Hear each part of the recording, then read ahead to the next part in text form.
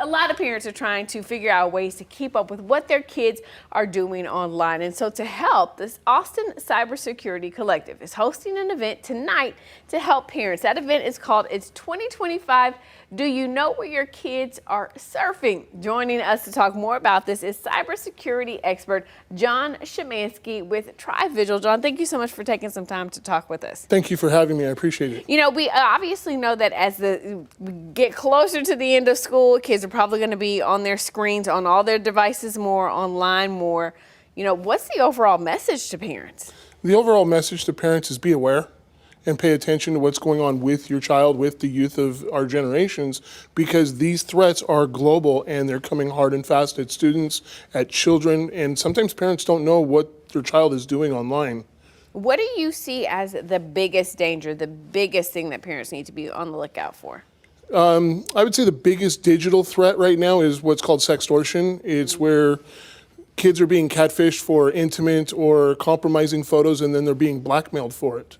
Wow. And I would imagine that even on top of that, you have the AI scams, right? So even if your kids aren't giving those photos, just being on these, having photos, you know, on these apps, someone is having access to what they look like.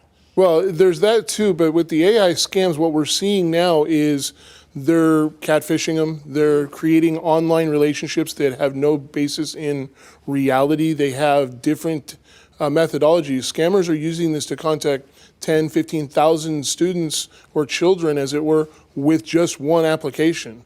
Is there a particular app or a particular series of apps that you think are the most dangerous?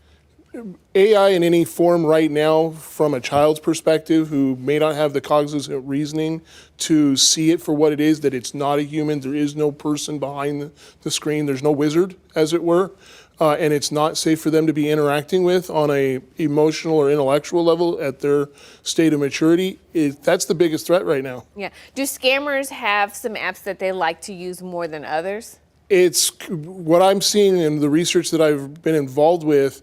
We're seeing it across all of social media, Snapchat, Facebook, Instagram, Discord, even the game in chat sessions are now becoming playgrounds for criminals. Oh, wow. We know that social media companies, they have verifications, right? Or they're supposed to have verifications for ages, and you have the different versions of the apps, right, for younger kids. But are those things really working?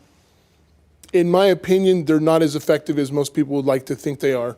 But I believe that education is going to be a lot more effective than arbitrary numbers. Facebook limits their users to 13 and over. House Bill 186 by the Republican representative from Frisco wants all social media cut off until 18 years of age. Yeah. And that is, in my opinion, the wrong direction we need to go. I've had personal contact with victims of sextortion and other internet type crimes where they limited social media from 16 to 18, didn't let them in, and they weren't prepared to combat it. They weren't prepared to identify the risk or even articulate what that risk was to their parents when they did get in trouble. Interesting. An interesting, perspective on the other side of that. When it comes down to it, what do you recommend parents do? Be involved. Extremely. Look through the devices of their children. It's called being a parent. It's called being aware of the dangers that your child are in. Have those open conversations about intimate, compromising photos, how they should not be sharing it for several reasons, the least of which is, this could be used against you. There are kids that have committed suicide over these photos of threats of them being exposed, outed to their friends, and spent, out into the world as an embarrassment or a way to get over on them and be the criminal that these people are being portrayed as. Yeah, it's not the kid's phone, it's the parent's phone. I just let you use it. You can go through it anytime, right? Correct. And that's one of the things that I recommend to parents is, you can be a friend of your kid to a certain point, but you have to protect them at least until they're 18, if not a little bit further into adulthood, because they're going to run into situations they have no idea how to handle. Yeah. And if they can't articulate the problem, then they're going to shut down. They're going to start to see different behaviors from their child, and it's going to lead to a negative outcome. All right.